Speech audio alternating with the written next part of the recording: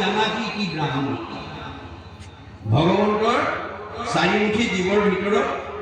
শ্ৰেষ্ঠ হৈছে ব্ৰাহ্মণ মানে যি ব্ৰহ্মক জানে ব্ৰহ্মক যেতিয়া চিনি পাব তেওঁ সদায় সুখত থাকিব এতিয়া আমাৰ ব্ৰহ্মক চিনি নোপোৱাৰ কাৰণে আনটো দূৰৰ কথা নিজৰ পৰিয়ালতে কাৰোবাৰ স্বামী স্ত্ৰীৰ মাজত মনোমালিনী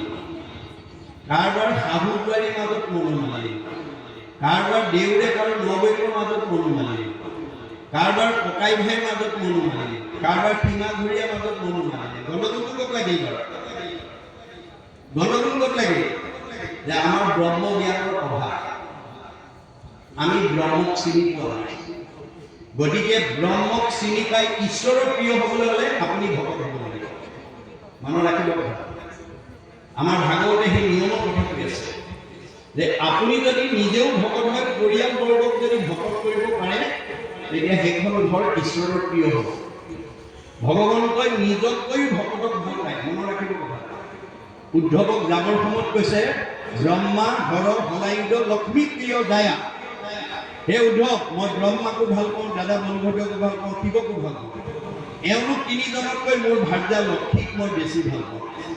আৰু লক্ষ্মীতকৈও পৰম সুন্দৰ মোৰ দেখাইতো কায়া মই নিজৰ ভাৰ্যাজনীতকৈ মই নিজৰ দেহটোক মই বেছি ভাল পাওঁ আৰু মই নিজৰ দেহটোতকৈ সবাতো অধিক তুমি মোৰ প্ৰিয়তম নাহি আমাৰ বান্ধৱ উদ্ধৱ তুমি মই নিজতকৈ তোমাক ভাল অৰ্থাৎ ভকতক ভাল পায় কথাটো আমি সিমান জানিলেই নহ'ব অৰ্থাৎ আমি প্ৰত্যেকেই ভকতৰ প্ৰিয় হ'ব লাগে ভকতৰ প্ৰিয় হ'লে কোনো দুখ নাই বুলি কৈছে পত্নী তলতে কৈছে তুমি যিহেতু ব্ৰাহ্মণ তোমাৰ কোনো দুখেই নাই বুলি কৈছে ভগৱানে কৈছে যিদিনাখন আপোনাৰ ব্ৰহ্মজ্ঞান লাভ হ'ব সেইদিনাখন আপুনি জীৱন্ত মুক্ত হ'ব আপুনি জীয়াতেই মুক্তি হৈ থাকিব বিষ্ণুময় দেখে যিটো সমস্ত জগতৰ জীৱন্ততে মুক্ত সিটো উচিত পাব তত্ত্ববিলাক কিমান সুন্দৰকৈ দিছে আপোনালোকে উপলব্ধি কৰি যাব লাগে আজি দেই উপলব্ধিহে সংস্কাৰ কৰে কিন্তু মনত ৰাখিব আমি আজি ভাগৱতৰ প্ৰতিটো কথা উপলব্ধি কৰিব লাগিব যাৰ উপলব্ধি নাই সি যেনে আছে তেনে থাকে সি 10 বাৰ ভাগৱত লুটিয়ালেও কোনো কাম নহ'ব সেইকাৰণে দাৰ্শনিক পণ্ডিতে কৈছে আমাক যিটো প্ৰতিভা দি পঠিয়াইছে ভগৱন্তই প্ৰত্যেককে কিবা নহয় কিবা এটা প্ৰতিভা দিছে কাক কি দিছে আপোনালোকে জানিব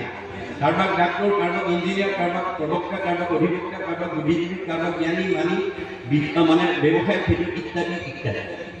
কিন্তু ভগৱানৰ প্ৰতিভাটো আমি প্ৰণালীবদ্ধ প্ৰয়োগৰ দ্বাৰা বিজ্ঞানলৈ উত্তৰণ কৰিবলৈ শিকিব লাগিব বুলি কৈছে কোনে দাৰ্শনিক পণ্ডিতে কৈছে